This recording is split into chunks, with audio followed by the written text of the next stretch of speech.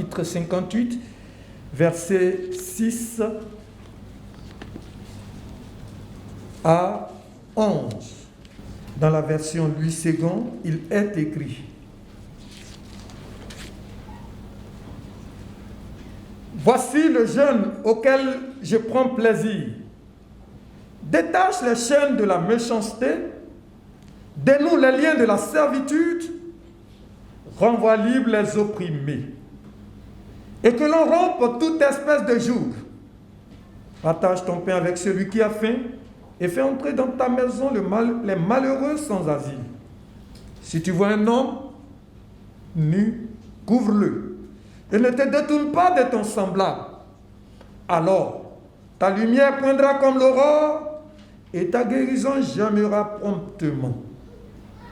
Ta justice marchera devant toi, et la gloire de l'Éternel t'accompagnera. Alors, tu appelleras, et l'Éternel répondra. Tu crieras, et il dira, me voici. Si tu éloignes du milieu de toi le joug, les gestes menaçants et les discours injurieux, si tu donnes ta propre subsistance à celui qui a faim, si tu rassasies l'âme indigente, ta lumière se lèvera dans l'obscurité et tes ténèbres seront comme le midi. L'Éternel sera toujours ton guide. Il rassasiera ton âme dans les lieux arides et il redonnera de la vigueur à tes membres. Tu seras comme un jardin arrosé, comme une source dont les eaux ne tarissent pas. Amen. Amen. Dans le Nouveau Testament, nous avons le texte de 1 Jean chapitre 3, 16 à 21.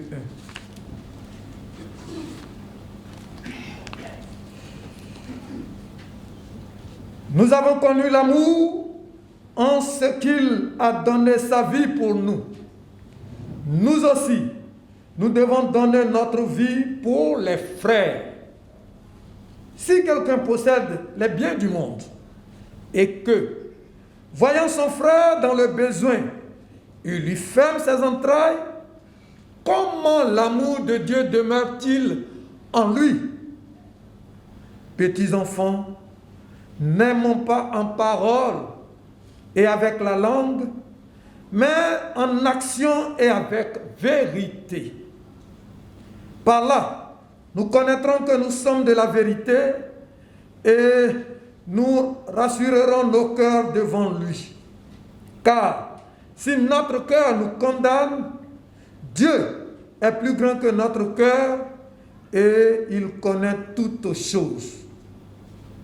Verset 21. Bien-aimés, si notre cœur ne nous condamne pas, nous avons de l'assurance devant Dieu. Amen. Amen.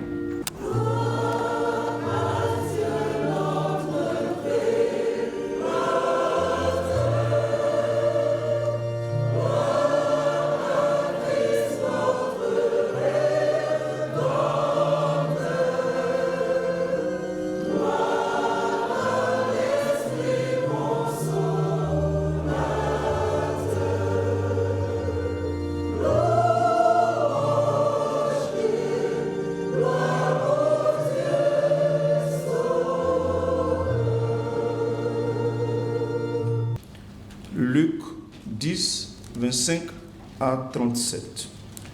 Nous lisons la parole de Dieu. Un docteur de la loi se leva et dit à Jésus pour l'éprouver: Maître, que dois-je faire pour hériter la vie éternelle? Jésus lui dit: Qu'est-il écrit dans la loi? Qui lis-tu? Il répondit: Tu aimeras le Seigneur ton Dieu de tout ton cœur, de toute ton âme, de toute ta force et de toute ta pensée, et ton prochain comme toi-même. Tu as bien répondu, lui dit Jésus. Fais cela et tu vivras. Mais lui, voulant se justifier, dit à Jésus: Et qui est mon prochain? Jésus reprit la parole et dit: Un homme descendait de Jérusalem à Jéricho. Il monta au milieu des brigands qui le dépouillaient, le chargeaient de coups et il s'en allait, le laissant à demi-mort. Un sacrificateur qui par hasard descendait par le même chemin, ayant vu cet homme, passa outre.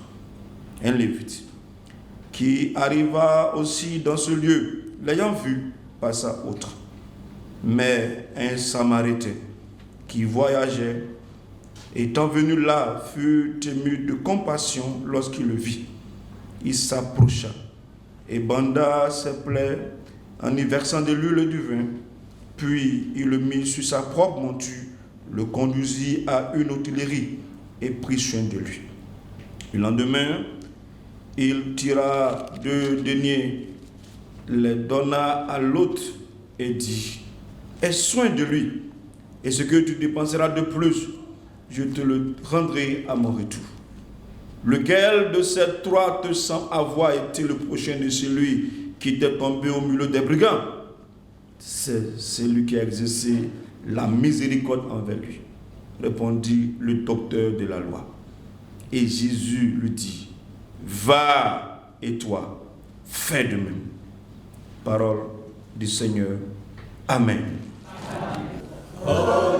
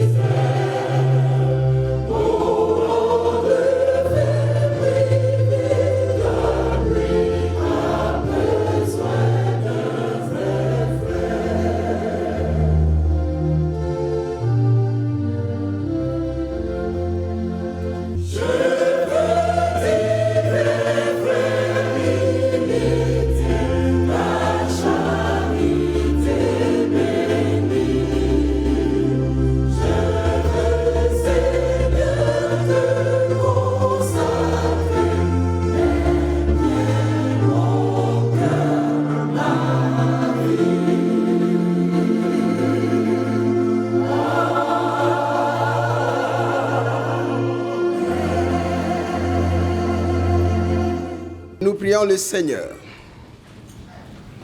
Ta parole n'est-elle pas comme un marteau qui fait éclater le roc?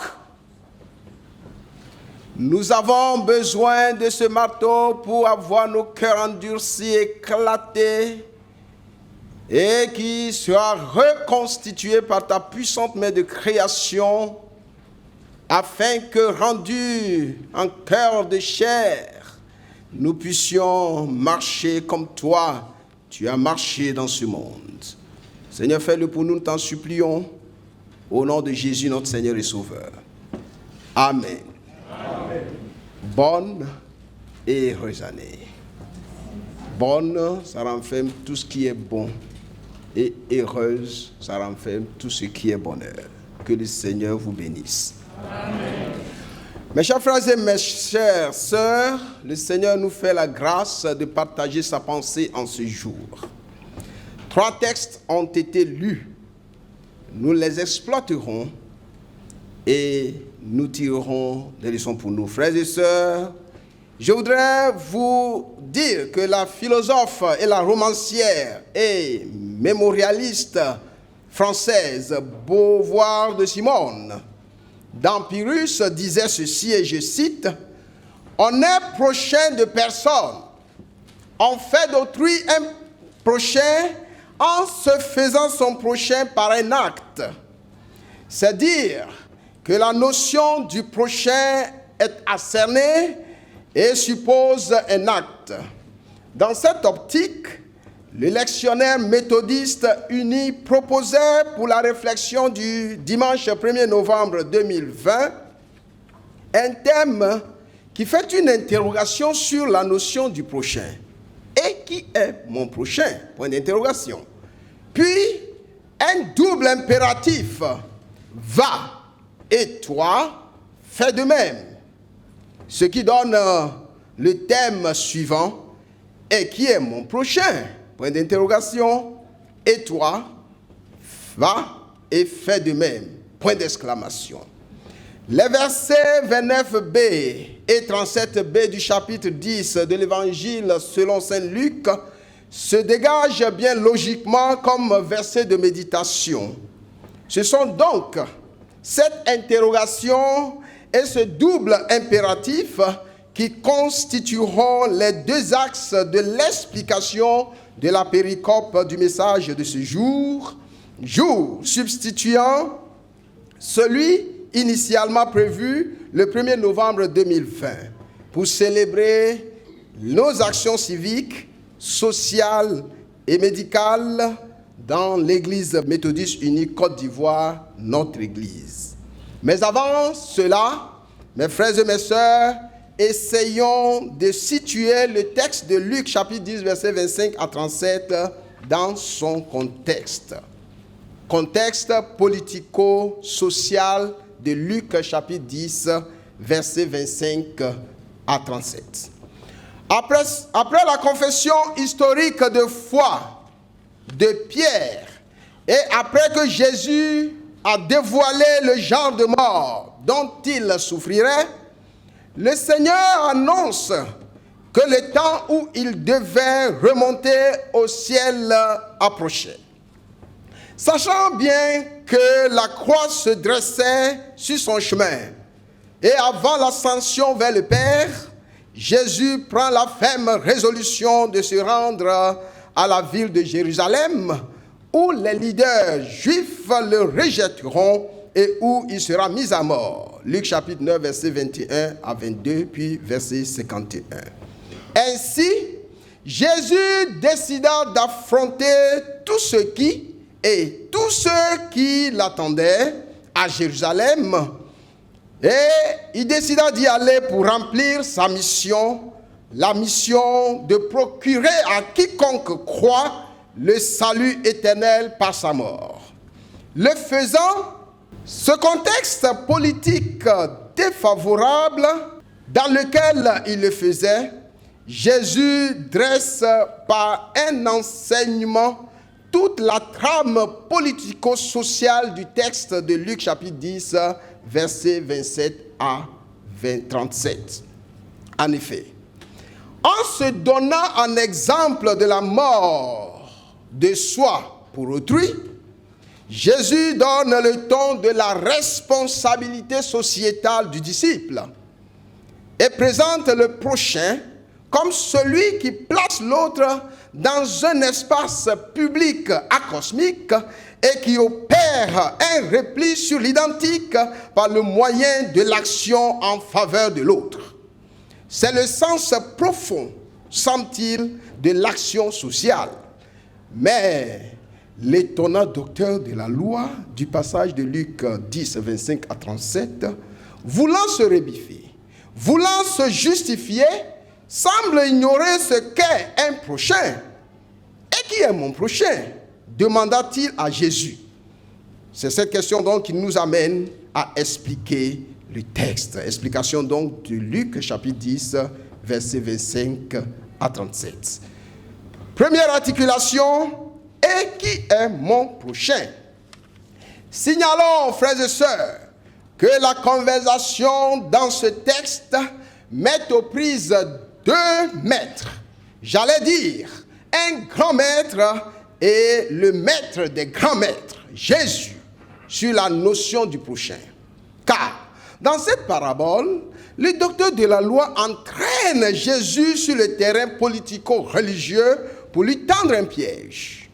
Que dois-je faire? Lui posa-t-il comme question pour hériter la vie éternelle.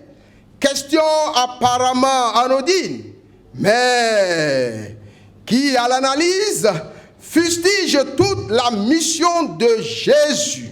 De toute évidence, cette question oppose gracisme et légalisme et veut déplacer toute l'économie du salut par la grâce que prêche Jésus au salut par les œuvres que prône le pharisaïsme que Jésus combat.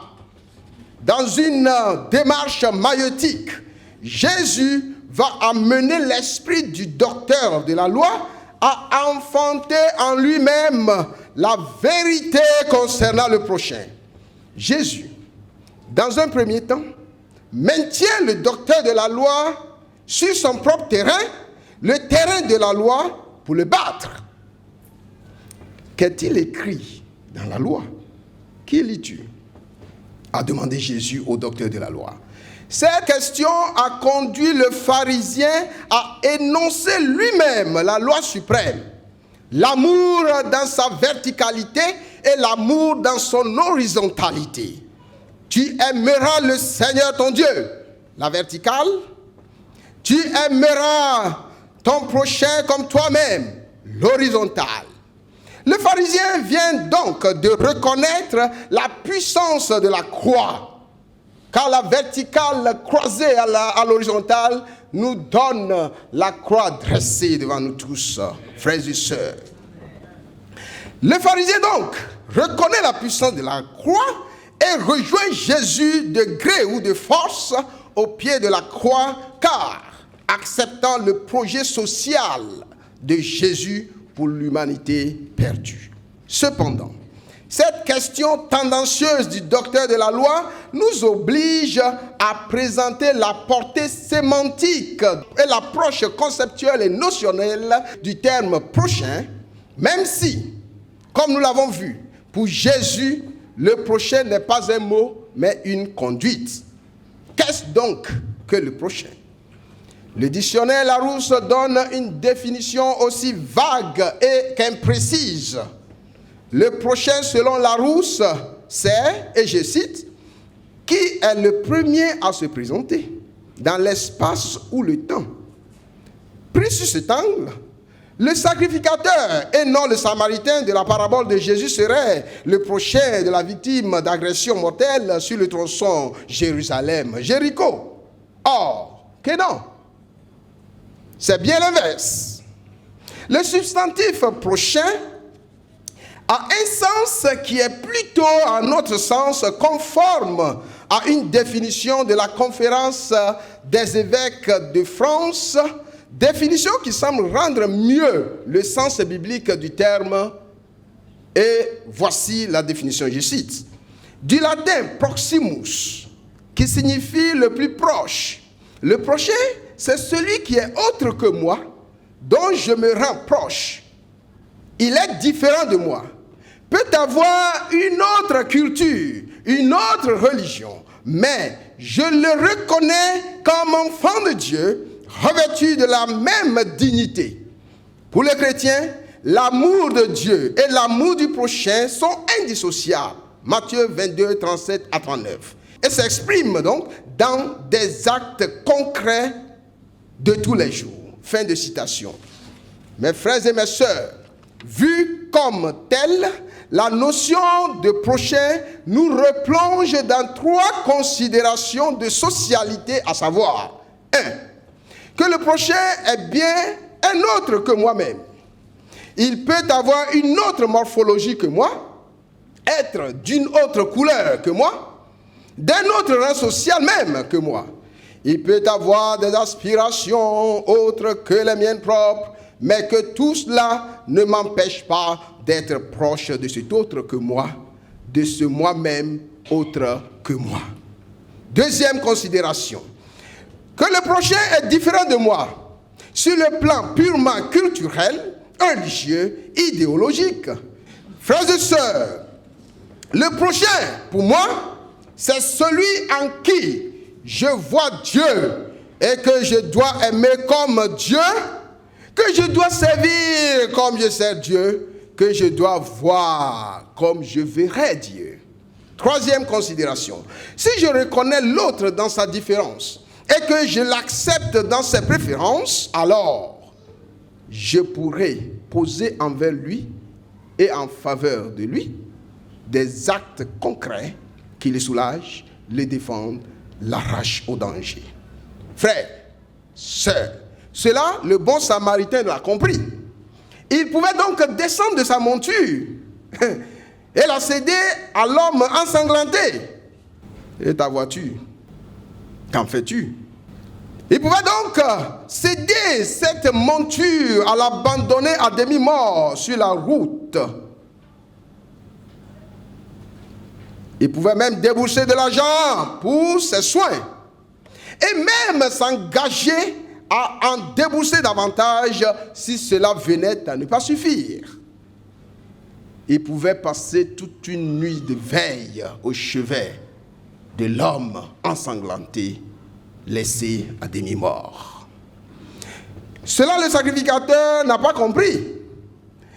Il n'a pas compris que le sacrifice est naguère en lui-même. Que le sacrifice est lui-même. Que le sacrifice n'est rien en dehors de lui. Et qu'il doit se sacrifier pour son prochain. Cela, le Lévite, qui a toute la science et la conscience de Dieu, ne l'a pas compris. Car il n'a pu passer des théories aux actes concrets qui sauvent, qui soulagent, qui défendent, qui arrachent au danger. Le docteur de la loi, quant à lui, l'a appris à ses dépens. Après un exercice maïeutique âpre et long, le grand maître des maîtres, le roi des rois, le seigneur des seigneurs, le roi serviteur donne une leçon magistrale à son élève. Va, et toi, fais de même. J'allais dire, va, et toi aussi, fais comme le Samaritain que tu méprises tant. Maintenant, expliquons, va, et toi, fais de même. Car telle est l'application de ce texte à nos vies d'aujourd'hui. Chers frères et sœurs, ce n'est pas leur titre ou leur nationalité qui distingue les trois hommes de cette parabole, mais bien leur capacité à se mouvoir devant la misère humaine, leur capacité à mener une action sociale, une action civique, une action humanitaire, une action de socialité, j'allais dire de sociabilité. Que faire? Frères et sœurs, que faire en ce jour d'action civique, sociale et médicale dans notre Église? Que faire dans ce pays? Que faire dans ce monde? Le Samaritain a simplement fait ce que Dieu aurait fait à sa place. J'allais dire, ce que Dieu a fait. Car Jésus, comme Jésus, il était prêt à donner sa vie pour l'autre. Le Samaritain a obéi à Jean dans son épître de 1 Jean chapitre 3 verset 16 à 21 lu. Il a connu et exercé l'amour en donnant sa vie pour autrui. Comme Christ, il a donné sa vie pour le Samaritain. C'est le Samaritain. Le Samaritain, ce que nous appelons païen. Va, et toi, fais de même. Le Samaritain a partagé. Il a partagé de son temps à ceux qui n'ont pas le temps pour les autres. Il a partagé de sa monture. Il a mis en mal sa propre sécurité, car pouvant être attaqué à son tour. Va, frère, va, sœur, et fais de même. Le Samaritain a partagé sa bourse. Il s'est même endetté pour que vive le mourant abandonné sur la route. Va, et toi, fais de même. Le Samaritain a versé de l'huile, du vin, procurant ainsi soulagement à l'abandonner dans ses épreuves.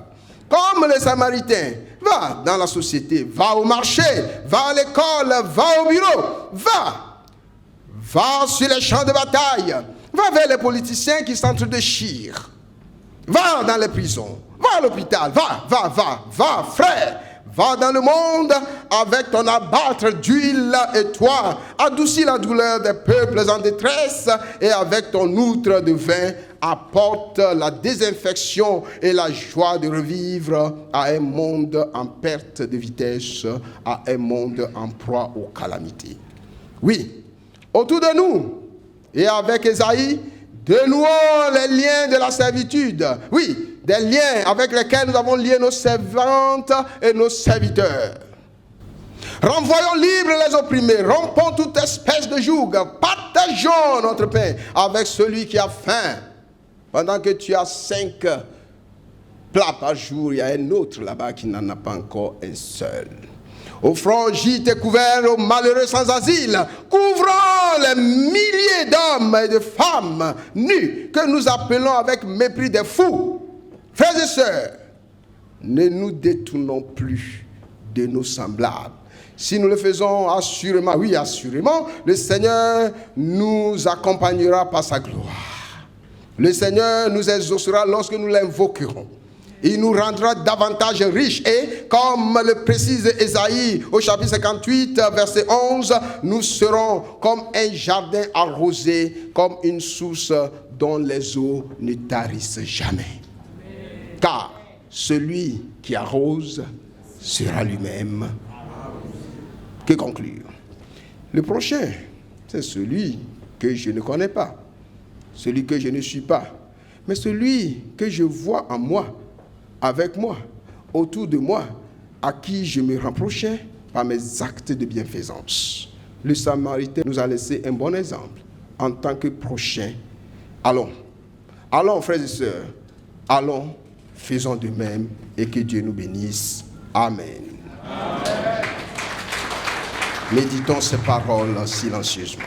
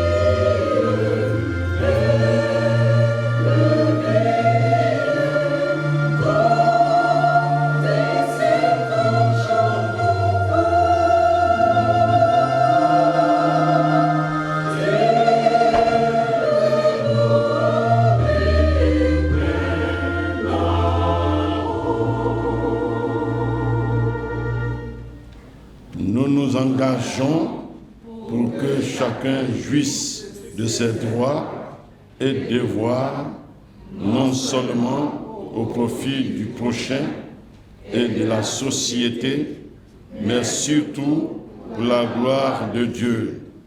Nous œuvrons avec confiance pour l'élimination de la détresse économique et sociale. Nous voulons contribuer à la paix universelle et prenons fait et cause pour le droit et la justice parmi les nations, ainsi que la liberté de tout individu dans le monde. Nous avons foi dans le triomphe présent et final de la parole de Dieu dans toutes les activités humaines.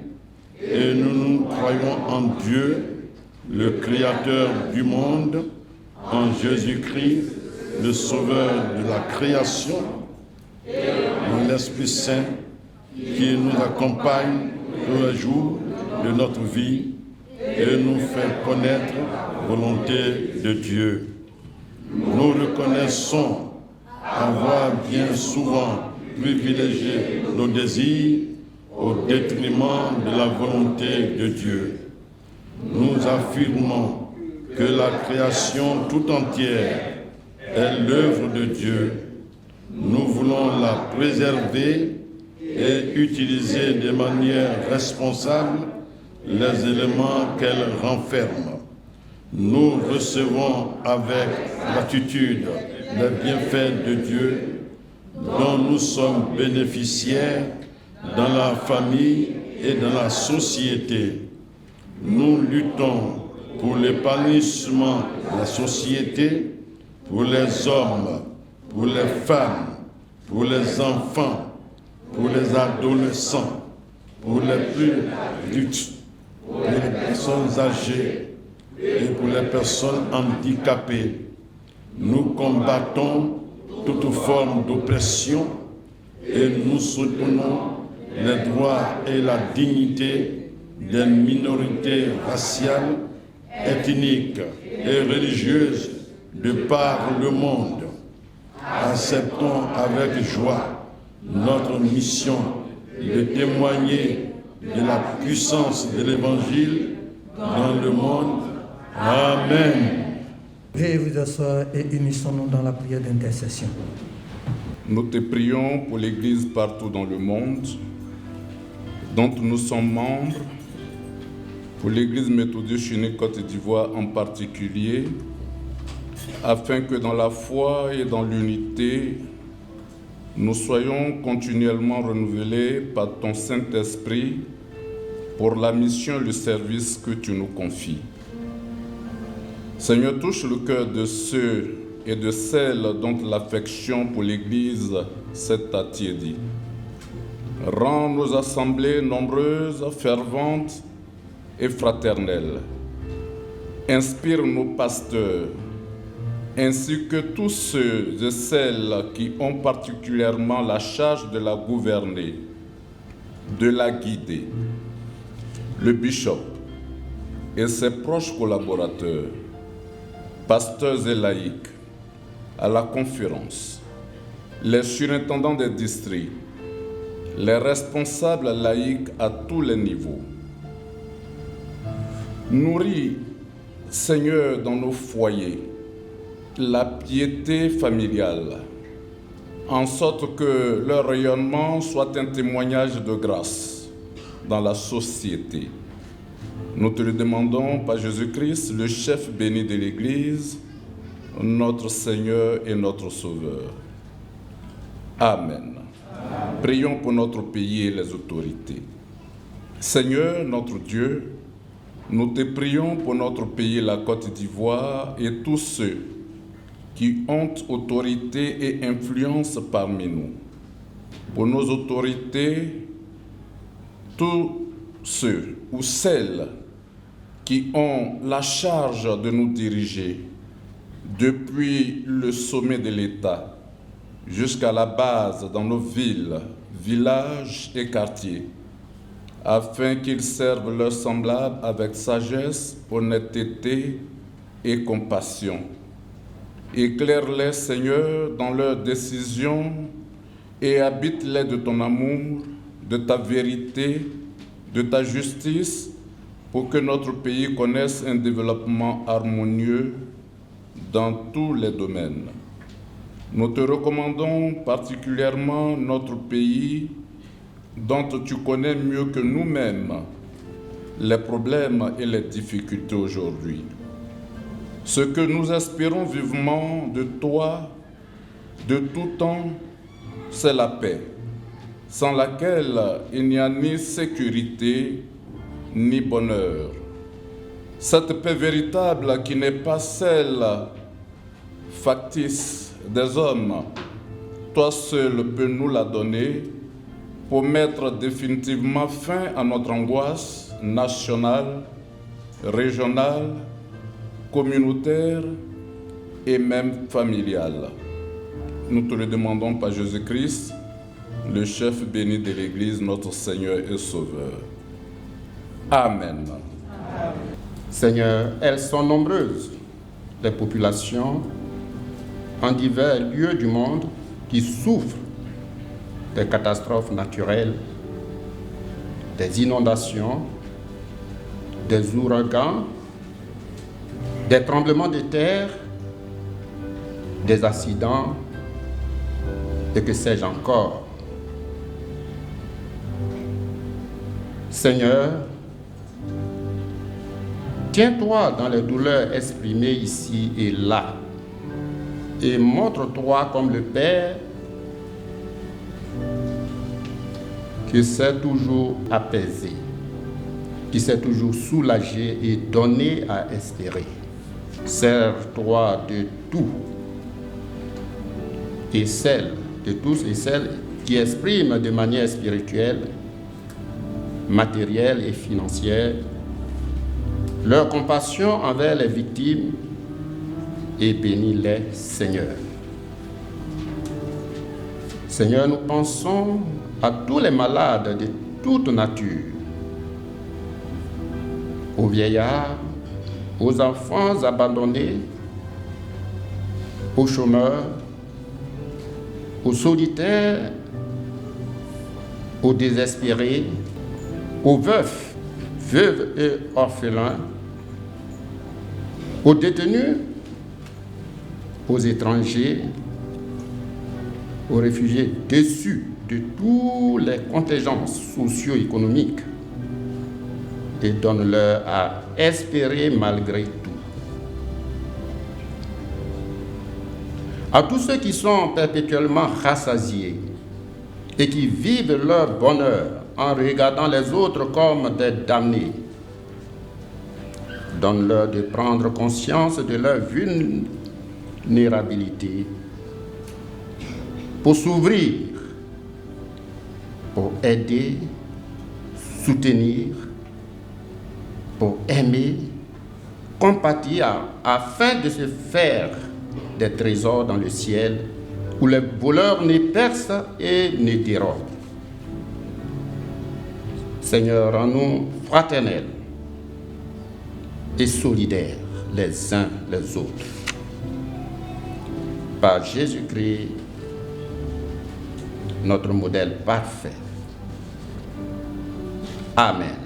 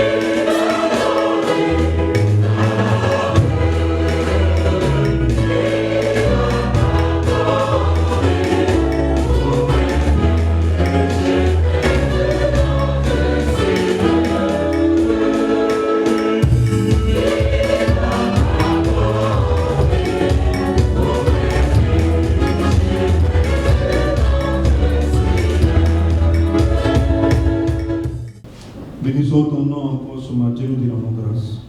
Toi, notre Dieu, qui nous a tout donné. Et à travers le sacrifice suprême de l'agneau de Dieu, Jésus de Nazareth, tu nous l'as encore donné. Merci d'accepter les offrandes et en retour de nous donner de l'utiliser à bon escient pour l'avancement de ton règne dans cette nation nationale. À toi la gloire, toi qui exauces cette prière, parce que nous avons prié au nom de Jésus le Christ. Amen. Amen. Peuple de Dieu, alléluia. Amen. Levons-nous comme un seul homme pour rendre à Dieu toute la gloire. Des acclamations, des acclamations, des acclamations.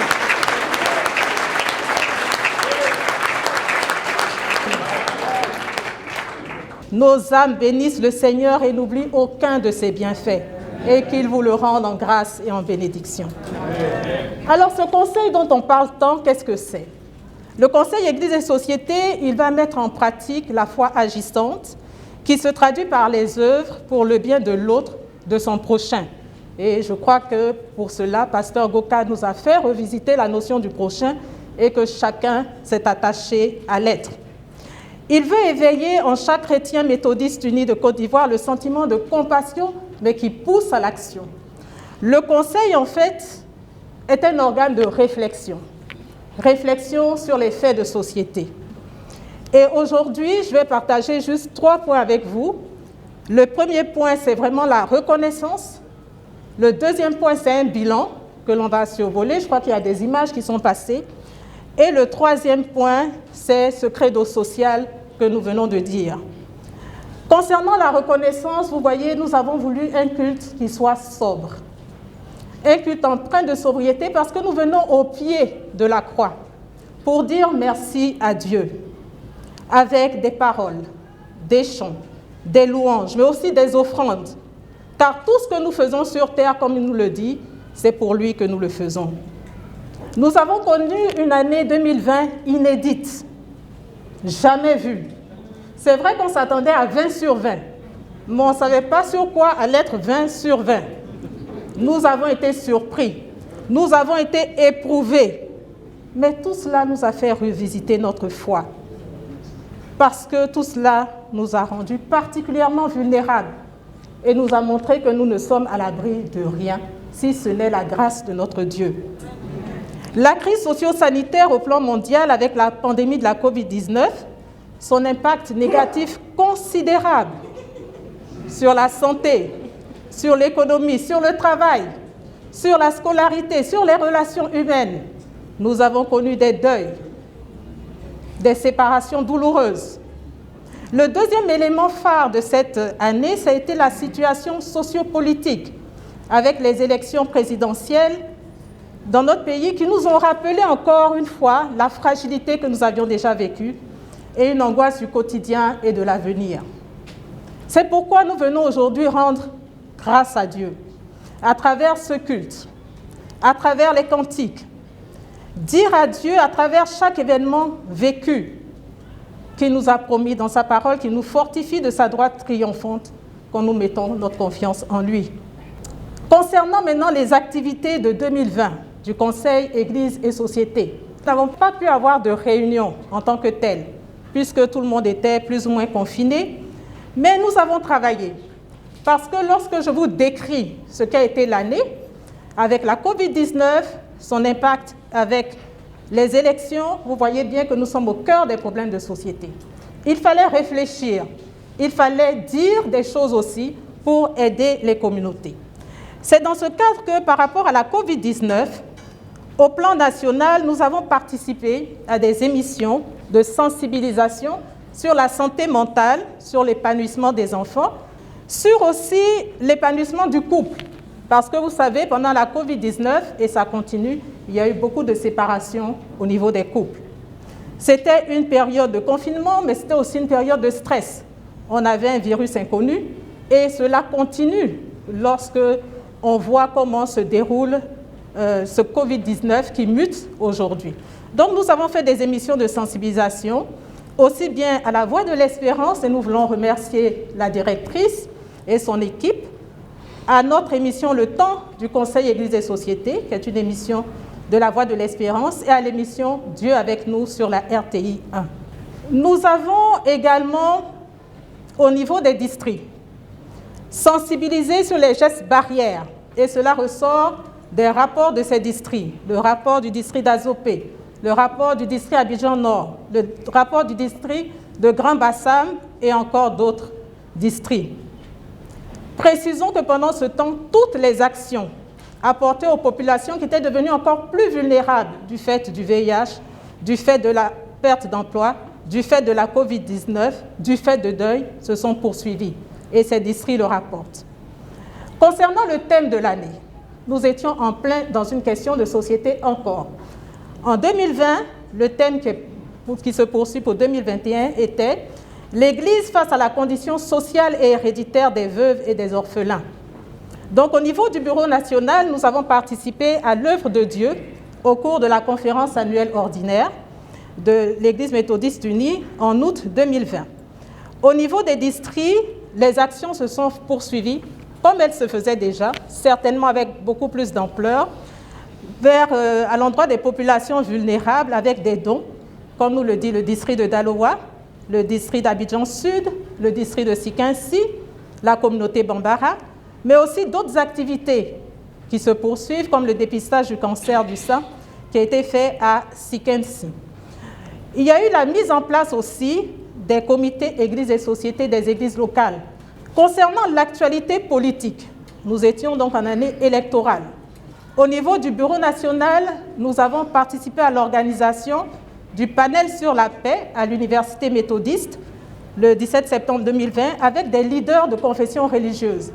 Il y avait donc un imam, il y avait un prêtre, il y avait un pasteur méthodiste et tous ensemble, nous avons essayé de penser cette question de paix pour sensibiliser justement les élèves et les étudiants à cet effet.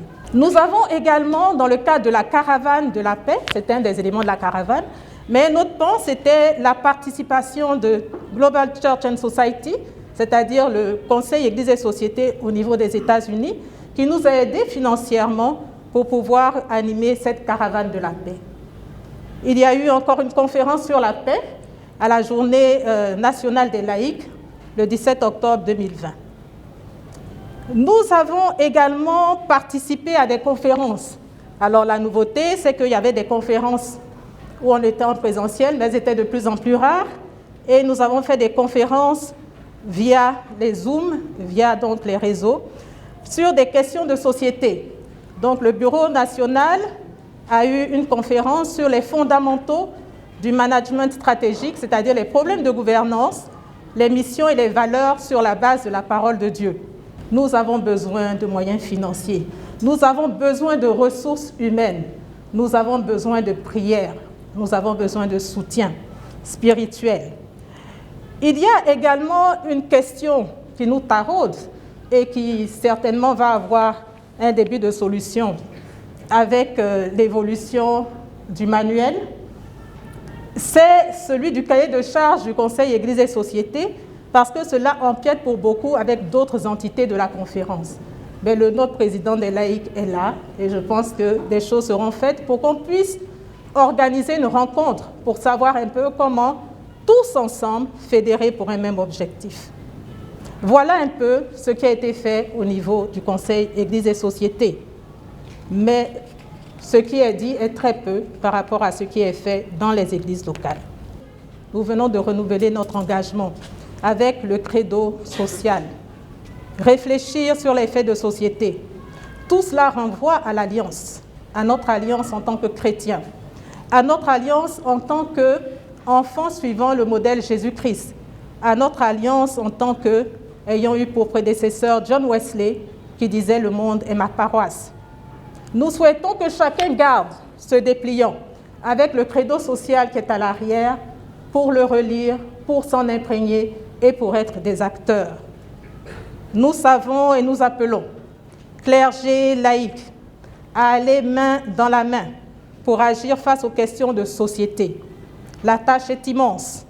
Nous sommes tous concernés. Restons donc des acteurs de l'œuvre sociale. Restons le prochain aussi de l'autre. Et répondons à la question, et qui est mon prochain, mais aussi de qui suis-je le prochain. C'est là notre mission. Dieu vous bénisse, chers frères et sœurs. Amen. Dieu bénisse l'Église méthodiste unie Côte d'Ivoire. Amen. Dieu bénisse la Côte d'Ivoire et lui donne sa paix. Amen.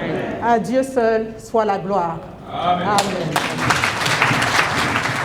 Amen. Je forme pour vous, chacun et chacune, des vœux de paix, de joie et de bonheur partagé en Jésus-Christ. Bien-aimés dans le Seigneur, nous sommes réunis dans ce temple pour célébrer l'édition 2020 de la journée de l'action civique, sociale et médicale qui s'articule sur le thème « Et qui est mon prochain ? Va et toi, fais de même ». Notre prière, c'est que chacun, n'est-ce pas, chacune, fasse en sorte que ceux qui en ont le moins, n'est-ce pas, le moins, ceux qui en ont le plus assistent ceux qui en ont le moins, pour que chacun puisse contribuer à sa manière au développement de la société, et cela pour le bonheur de nos enfants. Donc, il ne faut pas exploiter la faiblesse de l'autre, fut-il handicapé. Il ne faut pas avoir de parti pris et il ne faut pas faire preuve d'injustice devant la loi. Comme je l'ai dit, il ne faut pas voler l'héritage des autres. Il faut aider les veuves, aider les orphelins, Et il ne faut pas malmener les autres. Malmener les autres spirituellement, moralement et physiquement. Il faut que nous puissions nous accorder pour faire avancer la société. Il faut qu'on fasse la paix avec nous-mêmes, la paix avec Dieu et la paix avec les autres. C'est comme cela que nous pourrons, nous tous, contribuer au développement de notre famille, l'épanouissement de notre famille, au développement de la communauté et au développement du pays. Merci à l'Église du Plateau, au pasteur du Plateau, à APL, au conseil, n'est-ce pas, pour le succès de la présente édition. Je voudrais, avec le surintendant ici présent, avec les collègues pasteurs, avec le PL national, le professeur Aboua, je voudrais dire, saluer de nouveau toute la communauté, les béatitudes du Plateau. Et dire à cette communauté, au nom du bishop Benjamin Boni, merci. Merci pour le cadre qui nous est offert pour ce culte officiel, culte qui devrait se tenir en 2020 et qui se tient en 2021. La journée donc de l'action civile, sociale et médicale est une journée chère à notre Église. Voyez-vous bien la 15e conférence qui s'est tenue à Cannes, dont le thème a été porté sur les veuves et les orphelins. C'est une frange assez importante de la vie, mais des personnes qui souffrent, qui ont peu de moyens, et l'Église doit s'en occuper. Il ne se passe pas de jour que le bishop ne reçoit pas des orphelins, des veuves. Et c'est à longueur de journée. Le bureau de la conférence, à un moment donné, a dit il faut qu'on s'arrête pour réfléchir, voir dans quelle direction il faut aider ses frères et ses sœurs en souffrance.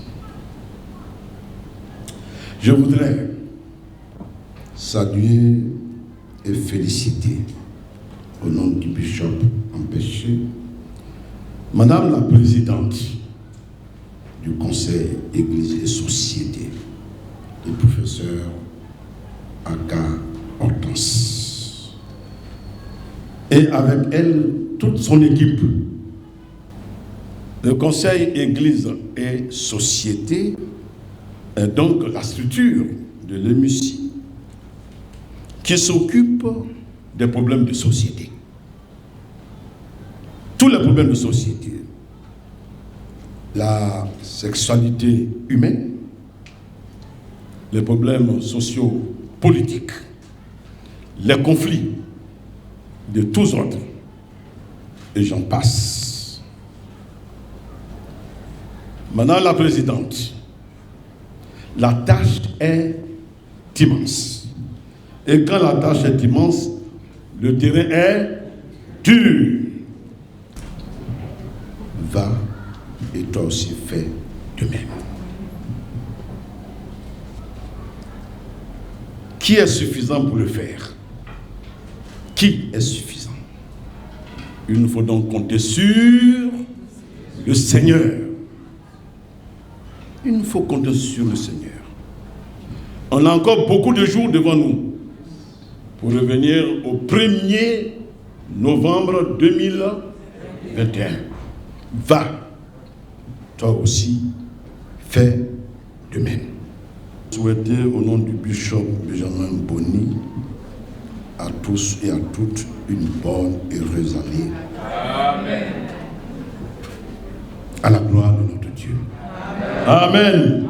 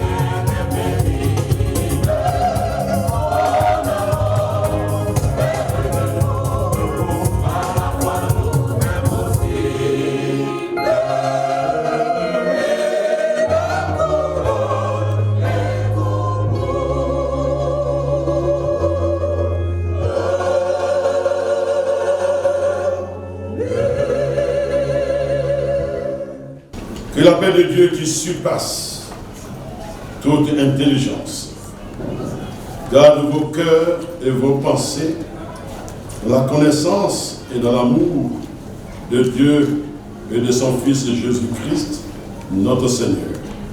Et que la bénédiction du Dieu Tout-Puissant, le Père, le Fils et le Saint-Esprit soit sur vous et demeure toujours avec vous. Frères et sœurs, allez dans la joie du Maître. Amen. Amen.